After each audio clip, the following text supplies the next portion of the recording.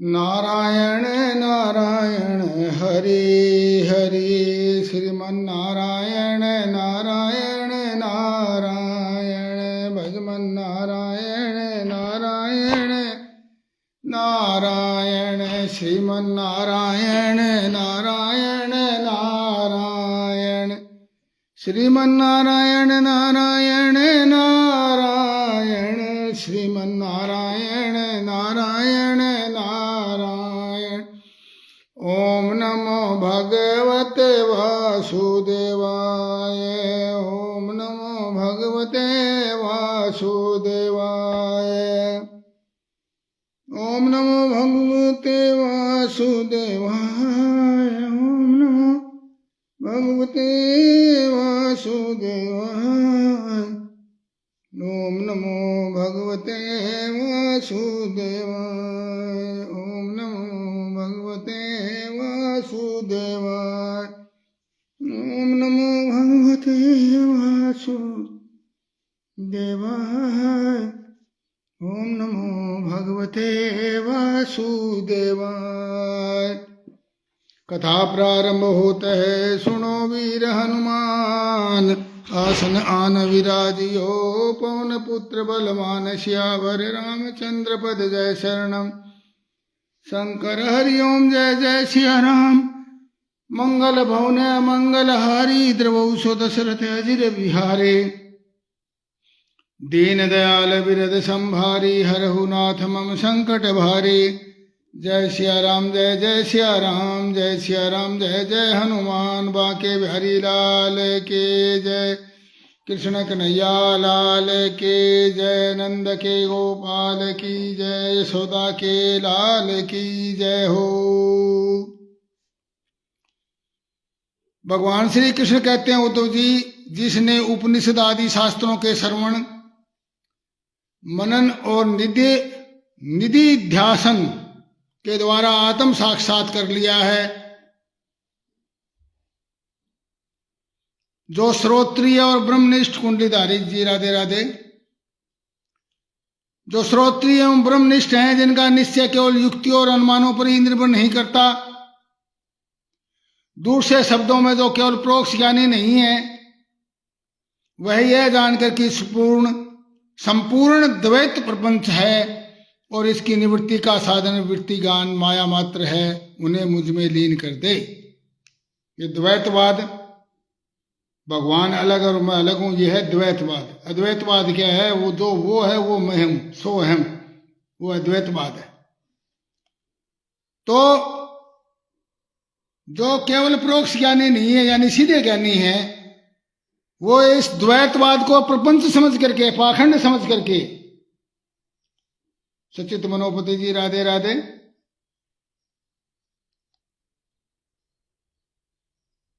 इसको प्रपंच मानकर और इसकी निवृत्ति का साधन वृत्ति ज्ञान है, और ये सब माया मात्र है। द्वैतवाद माया है, सिर्फ प्रपंच है। अब उन्हें मुझ में लीन कर दे, सब माया को, वे दोनों ही मुझ आत्मा में अध्यस्त है, ऐसा जान ले। नारायण हरे निवृत्ति के साधन भी और द्वैतवाद दोनों मुझ में ही लीन है, ये मान ले। अद्वैतवाद और द्वैतवाद दोनों ही मुझ में लीन है। ज्ञानी पुरुष का अभीष्ट पदार्थ मैं ही हूं, मेरे अतिरिक्त और किसी पदार्थ से वह ज्ञानी व्यक्ति और किसी से प्रेम नहीं करता।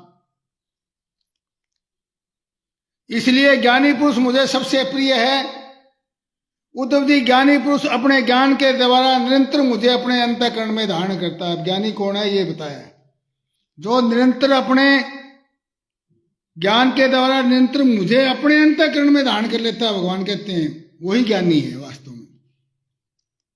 जो अपने हृदय में भगवान को मान लेता है, वो ज्ञानी है वास्तव में।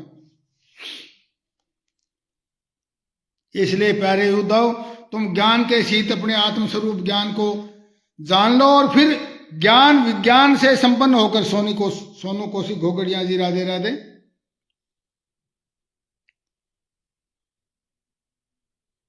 और फिर ज्ञान विज्ञान से संपन्न होकर के भक्ति भाव से मेरा भजन करो। बलदेव शर्मा पटवारी जी, राधे गोविंद गोविंद नारायण नारायण। बड़े बड़े ऋषि मुनियों ने यज्ञ के द्वारा अपने अंतःकरण में मुझ सब यज्ञों के अधिपति आत्मा का यजन करके परम सिद्धि प्राप्त की है।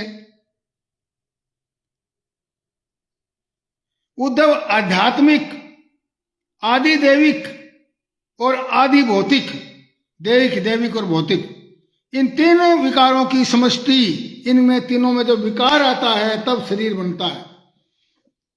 समष्टि ही, तीनों विकारों की समष्टि ही शरीर है। ये तीनों विकार जब इकट्ठे हो जाते हैं, वह सर्वथा तुम्हारे आश्रित है। यह पहले नहीं था, अंत में नहीं रहेगा, केवल बीच में ही दिख रहा है। ये माया जंजाल संसार जो है, ना तो शुरू में था और ना प्रलय के बाद होगा। सिर्फ बीच बीच में माया जंजाल दिख रहा है संसार का। इसलिए ऐसे जादू के खेल के समान माया ही समझना चाहिए। इसमें तो जन्मना, रहना, बढ़ना, छोटा जन्म लिया, फिर छोटे से बड़ा बढ़ गया, बढ़ना, बदलना, अवस्था बदल गई, बचपन से युवावस्था, किशोरावस्था, किशोरावस्था से युवावस्था, युवावस्था से प्रौढ़ अवस्था, सुनील कुमार जी राधे राधे, और प्रौढ़ अवस्था से बुढ़ापा या वृद्ध आश्रम, और उसके बाद ये इसको कहते हैं बदलना, अवस्था बदलना, घटना, नष्ट होना। ये 6 भाव विकार हैं। ये 6 चीजें विकार हैं भाव के, और कुछ नहीं। ना तो कोई चीज जन्मती है, ना कोई रहती है, ना कोई बढ़ती है, ना कोई घटती है, ना बदलती है, ना नष्ट होती है। ये इंटरचेंजेबल है आपस में। ये 6 जो है भाव विकार हैं, इनसे तुम्हारा कोई संबंध नहीं उद्धव। यही नहीं, ये विकार भी उसके भी नहीं है, क्योंकि वह स्वयं झूठा है। ये जो विकार है शरीर के, ये झूठे हैं, इसलिए ये उसके भी नहीं है। उद्धव जी ने कहा, विश्वरूप परमात्मन आप ही विश्व के स्वामी हैं।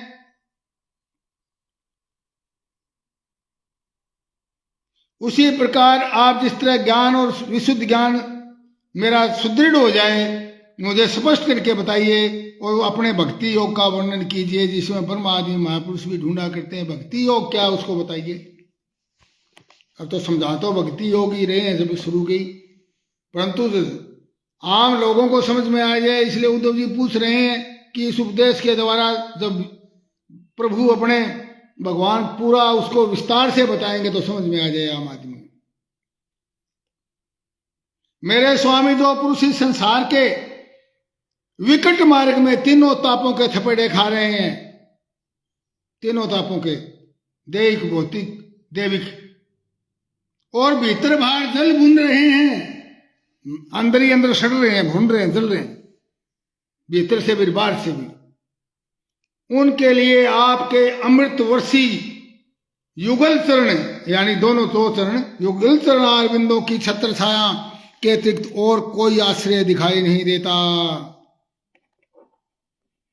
ये महानुभाव, आपका यह अपना सेवक अंधेरे कुएं में पड़ा हुआ है, कृपा करके उसका उद्धार कीजिए, क्योंकि विश्व के क्षुद्र सुख भोगों की तृष्णा मिट नहीं रही, बढ़ती ही जा रही है प्रभु। जो जो बुढ़ापा आता है, जो बढ़ती जा रही है। भगवान श्री कृष्ण ने कहा, उद्धव जी जो प्रश्न तुमने किया है, यही प्रश्न धर्मराज युधिष्ठिर ने धार्मिक श्रोमणी भीष्म पितामह जी से जब वो सरसैया पर लेटे हुए थे जब किया था। नारायण हरे नारायण हरे। और उस समय हम सब लोग वहां विद्यमान थे,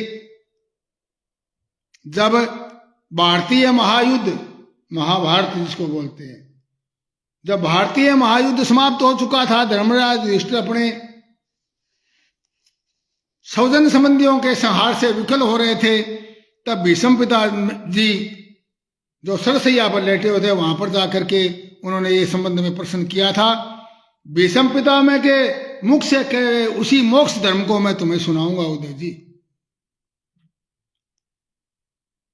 उद्धव जी जिस ज्ञान से प्रकृति, पुरुष, महतत्व, अहंकार, पंच तन्मात्रा, ये 9 और 5 ज्ञानेन्द्रियां, 5 कर्मेंद्रियां, ये मन और ये 11, एक मन और ये 11 और 5 महाभूत और 3 गुण, सतगुण, रजोगुण और तमोगुण, इनमें से एक परमात्मा तत्व को अनुगत रूप से देखा जाता है, वह परोक्ष ज्ञान है, ऐसा मेरा निश्चय है। जब जिस एक तत्व से अनुगत एकात्मक तत्वों को जो पहले देखता था उसको को पहले के समान न देखे, किंतु एक परम कारण ब्रह्म को ही देखे, यह है अपरोक्ष ज्ञान, सीधा ज्ञान। परोक्ष ज्ञान क्या है? यानी अप्रत्यक्ष कि जो ये तत्वों के अंदर सृष्टि है इसमें परमात्मा को देखे। और प्रत्यक्ष ज्ञान क्या है? अपरोक्ष, जो परमात्मा ही है सब कुछ, जो सामने सब कुछ में परमात्मा देखे, तो अपरोक्ष ज्ञान कहा जाता है। यह शरीर आदि जितने भी त्रिगुणात्मक पदार्थ हैं उनकी स्थिति, उत्पत्ति और प्रलय का विचार किए करें। उस एक आत्म तत्व को समझने के लिए क्या विचार करें? पहले उनकी ये जो संसार है में इसमें जो पदार्थ है इनकी उत्पत्ति कैसे हुई, इनकी स्थिति क्या है, ये इनके बाद इनका प्रलय हो जाएगा। ये विचार करेंगे तो समझ में आ जाएगा कि ये सब अस्थाई है। सत्य परमार्थ वस्तु ही सत्य है। विवेकी पुरुष को चाहिए कि वह स्वर्ग आदि फल देने वाले और यज्ञ आदि कर्मों के परिणामी नश्वर यानी नाश होने वाले ब्रह्मलोक तक के सुख को भी अमंगलकारी और दुखदायी एवं नाशवान समझे। पवन शर्मा जी, राधे राधे। यानी स्वर्ग आदि और ब्रह्मा लोक, ब्रह्मा जी बनने तक के जितने भी सुख हैं, इस सुख को भी जो अपने प्रत्यक्ष सुख है इसकी तरह ही अमंगल, दुखदायी और नाशवान समझे, वो है समझदार, बुद्धिमान। भक्ति योग का वर्णन तो मैं तुम्हें पहले भी बता चुका हूं, परंतु उसमें तुम्हारी बहुत प्रीति है, इसलिए मैं तुम्हें फिर से भक्ति प्राप्त होने का साधन, श्रेष्ठ साधन बताता हूं। जो मेरी भक्ति प्राप्त करना चाहता है वह मेरी अमृतमयी कथा में श्रद्धा रखे। पहला काम है, जो मेरे से मेरी भक्ति प्राप्त करना चाहता है वो मेरी अमृतमयी कथा में श्रद्धा रखे, श्रद्धा और विश्वास। निरंतर मेरे गुण लीला नामों का संकीर्तन करे। दूसरी बात, मेरी पूजा में अत्यंत निष्ठा रखे और स्तोत्रों के द्वारा मेरी स्तुति करे। मेरी सेवा पूजा में प्रेम रखे, सामने साष्टांग लेटकर प्रणाम करे। मेरे भक्तों की पूजा मेरी पूजा से भी बढ़कर है, वो बढ़कर करे और समस्त प्राणियों में मुझे ही देखे। आत्म वत्सुर भूतेषु ये पश्यति स पश्यति, जो अपने समान ही सभी भूतों में आत्म तत्व को देखता है वही देख रहा है, वास्तव में वही पंडित है, वही विद्वान है। ये पश्यति से पंडित है, ये पश्यति से पश्यति, दोनों बातें। अपने एक एक अंग की चेष्टा केवल मेरे लिए करे, वाणी से मेरे ही गुणों का गान करे और अपना मन भी मुझे ही अर्पित कर दे और सारी कामनाएं छोड़ दे। मेरे लिए धन भोग प्राप्त सुख का परित्याग कर दे और कुछ दान यज्ञ हवन जप व्रत तप किया जाए वह सब मेरे लिए ही करे। ये महाराज मैं हवन करूं, मैं ये तप करूं, मैंने फलाना फल मिल जाए, उसके वो फल मिल जाएंगे, छोटे मोटे नष्ट हो जाएंगे उसके बाद फल। आपको पता है फल है, फल हम खा लेंगे तो खत्म हो गया, फल को भोग लेंगे खत्म। फल का तो परिणाम यही है।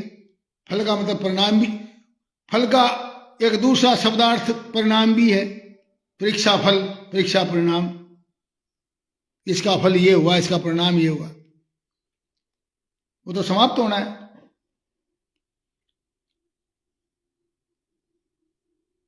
जो मनुष्य इन धर्मों का पालन करते हैं और मेरे प्रति आत्म निवेदन कर देते हैं उनके लिए मेरी भक्ति का उदय हो जाता है और फिर किसी दूसरी वस्तु को प्राप्त करने का कोई होना शेष ही नहीं रहता कि दूसरी चीज कोई और बाकी रहेगी प्राप्त करनी। नारायण हरे नारायण हरे। उद्धव जी, जिससे मेरी भक्ति हो वही धर्म है। अब धर्म की परिभाषा बताई है। धर्म वो है जिससे भगवान के प्रति भक्ति बढ़े, जिस भी तरीके से बढ़े। मेरा धर्म बड़ा, मेरा फलाना बड़ा, तेरा बड़ा क्या है? बड़ा छोटा कोई है ही नहीं। धर्म तो सिर्फ एक है, भगवान की भक्ति किसी तरीके से करो। वो तरीके कोई छोटे बड़े थोड़ी होते हैं।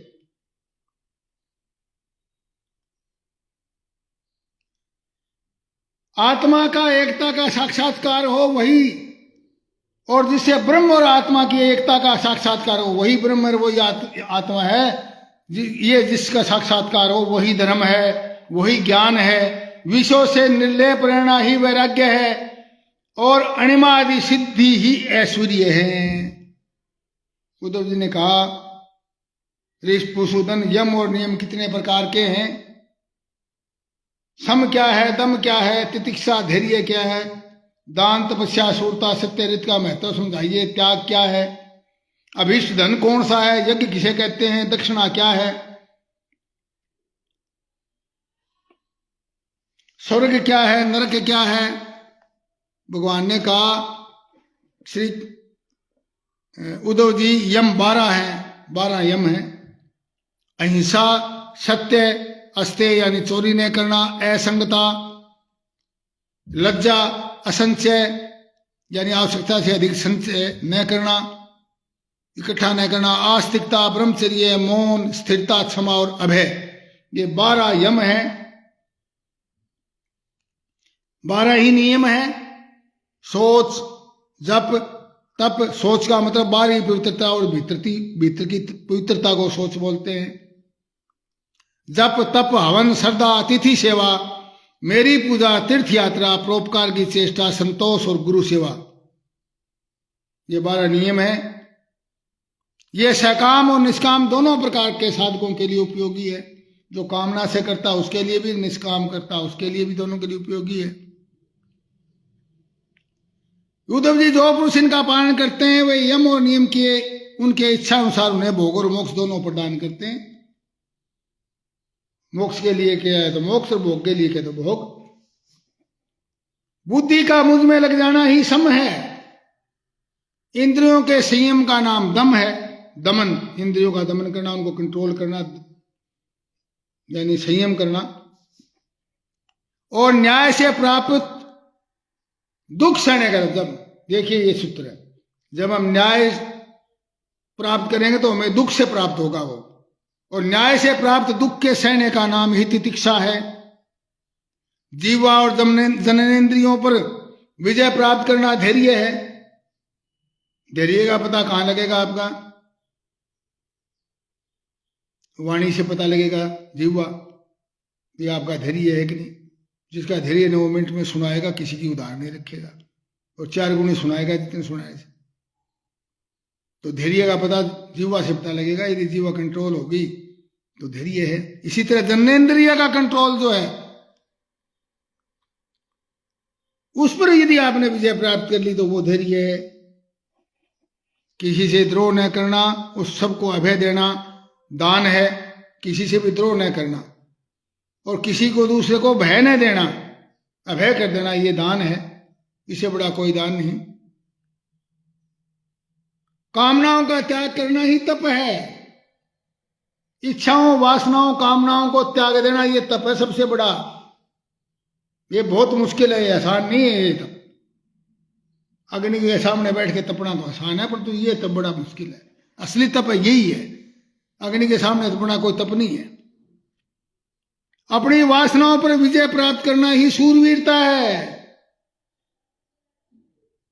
5 को मार 2500 को वश कर, 10 जानू तेरी रजपूती। ऐसा कहा है। हरि भज हरि भज हरि भज ले, समझ पकड़ नर मजबूती, और 5 को मार 25 को वश कर, 10 जानू तेरी रजपूती। उसका नाम है शूरवीरता। वासनाओं पर विजय प्राप्त करना। सर्वत्र समर्प सब स्वरूप सत्य स्वरूप परमात्मा का दर्शन ही सत्य है और सब झूठा है। इसी प्रकार सत्य और मधुर भाषण को महात्माओं ने रित कहा है। कर्मों में आसक्त न होना ही सोच है, क्योंकि कर्म ही अशुद्धि है। कर्म करेंगे तो अशुद्धि आएगी। तो कर्मों में आसक्त न होना ही सोच है, यानी शुद्धि है। कामनाओं का त्याग करना ही सच्चा संन्यास है।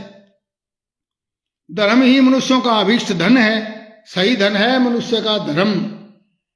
मैं परमेश्वर ही यज्ञ हूं। आपने पूछा यज्ञ क्या है? मैं परमेश्वर ही यज्ञ हूं।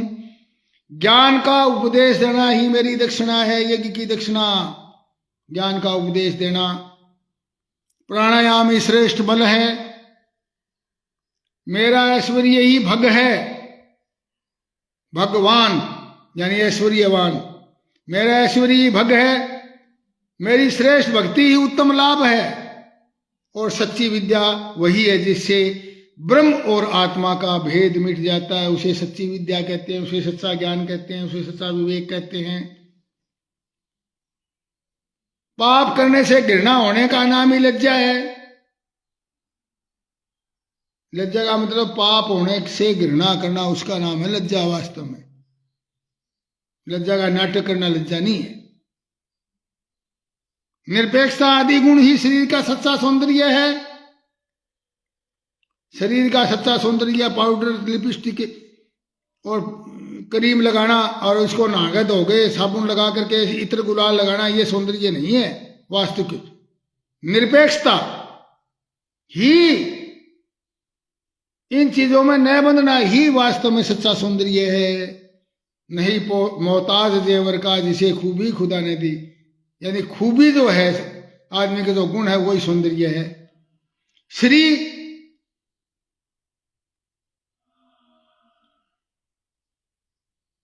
निरपेक्षता आदि गुण ही शरीर का सच्चा सौंदर्य यानी श्री है। श्री सौंदर्य को बोलते हैं। दुख और सुख दोनों की भावनाओं का सदा के लिए नष्ट हो जाना, ये सुख है। दुख और सुख की भावना ही खत्म होगी तो सुख ही सुख है वो। जब दुख की भावना ही नहीं कोई, ना सुख की भावना, तो सारा सुख है। सुखम दुखम समम कृत्वा लाभा लाभो जय देव। सुख दुख, लाभ अलाभ, जय और अजय, पराजय में जो सम रहे, उसको बराबर समझे, उसकी भावनाओं को समझे नहीं अलग अलग, वही सुख है। विषय भोगों की कामना ही दुख है। विषय भोगने की कामना करना ही दुख है, क्योंकि विषय भोगों की कामना करेंगे वो भोग में हमें मिलेंगे नहीं तो हमें दुख होगा। जो बंधन और मोक्ष का तत्व जानता है वही पंडित है। जो बंधन और मोक्ष का तत्व को जानता है कि बंधन क्या है, मोक्ष क्या है। संसार के पछड़ों में फसड़ा बंधन, इससे दूर रहना मोक्ष। और इसी को पंडित कहते हैं, इसी को विद्वान कहते हैं। शरीर आदि में जो मैंपन है वही मूर्ख है। जो समझता कि मैं हूं, मैं फला हूं, मैं ये हूं, वह मूर्ख। जो संसार की ओर से निवृत्त होकर के मुझे प्राप्त करवा देता है वही सच्चा मार्ग है, सुमार्ग है। भगवान को प्राप्त करना ही सुमार्ग है, जिस रास्ते से भगवान प्राप्त हो। चित्त की भई मूर्खता ही कुमार्ग है। सत्वगुण की वृद्धि स्वर्ग है और हे सखे तमोगुण की वृद्धि ही नरक है। नारायण हरे नारायण हरे। गुरु ही सच्चा भाई बंधु है और वो गुरु मैं हूं। तुम ही हो माता पिता, तुम ही हो बंधु सखा, तुम ही हो साथी, तुम ही सहारे, कोई ना अपना सिवा तुम्हारे। तो गुरु भी वही है। बोला मैं हूं, सच्चा भाई बंधु भी मैं हूं, और मनुष्य शरीर ही सच्चा घर है। और सच्चा धनी वह है जो गुणों से संपन्न है और जिसके पास गुणों का खजाना है। चित्त में असंतोष है और जिसको अभाव का ज्ञान है कि मेरे पास तो कमी है इस चीज की, वही गरीब है। जिसको कमी महसूस नहीं होती वो गरीब कैसे है? गरीब वही जिसको कमी का बोध है, अभाव का बोध है। जो जितेंद्रिय नहीं है वही कंजूस है। जो अपनी इंद्रियों पर विजय प्राप्त नहीं करता वो कंजूस है, उससे बड़ा कंजूस कुछ नहीं। समर्थ स्वतंत्र ईश्वर वह है जिसकी चित्तवर्ती विषयों में आसक्त नहीं है।